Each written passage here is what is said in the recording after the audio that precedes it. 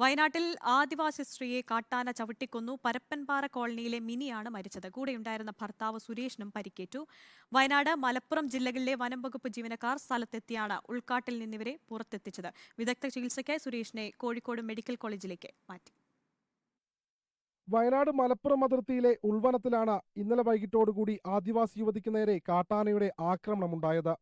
പരപ്പൻപാറ കോളനിയിലെ സുരേഷിന്റെ ഭാര്യ മിനിയാണ് കാട്ടാനയുടെ ആക്രമണത്തിൽ കൊല്ലപ്പെട്ടത്. വയനാട്ടിലെ ഹോസ്റ്റലിൽ താമസിച്ചു പഠിക്കുകയായിരുന്ന കുട്ടികളെയും കൂട്ടി തിരികെ വീട്ടിലേക്ക് മടങ്ങുന്നതിനിടയിലാണ് ഉൾവനത്തിൽ വെച്ച് കാട്ടാന ആക്രമിച്ചത്. ഓടിയെത്തിയ കാട്ടാന മിനിയെ ചവിട്ടി വീഴ്ത്തുകയായിരുന്നു. വൈകുന്നേരം ഇന്നലെ 5 മണിയോട് കൂടിയാണ് അവർ തമ്മൂട്ടിയെന്ന് പറഞ്ഞത്.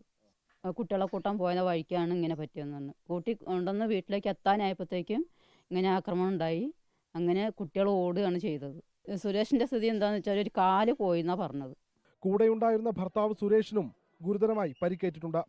തുമ്പിക്കൈ കൊണ്ട് അടിയേറ്റ സുരേഷിന്റെ കാലിന്റെ എല്ലിന് പൊട്ടലുണ്ട്. കുട്ടികൾ കാട്ടാനയുടെ ആക്രമണത്തിൽ നിന്ന് തലനാരിഴയ്ക്കാണ് രക്ഷപ്പെട്ടത്. നിലമ്പൂർ വാണിയമ്പാറ സ്റ്റേഷനിൽ നിന്നും വയനാട് മേപ്പാടിയിൽ നിന്നുമുള്ള വനപാലക സംഘം ഉൾവനത്തിലെത്തിയാണ് ഇരുവരെയും പുറത്തെത്തിച്ചത്. കഴിഞ്ഞ തവണയും കാട്ടാനയുടെ ആക്രമണത്തിൽ ഒരാൾ ഈ പ്രദേശത്ത് കൊല്ലപ്പെട്ടിരുന്നു. റിപ്പോർട്ടർ, വയനാട്.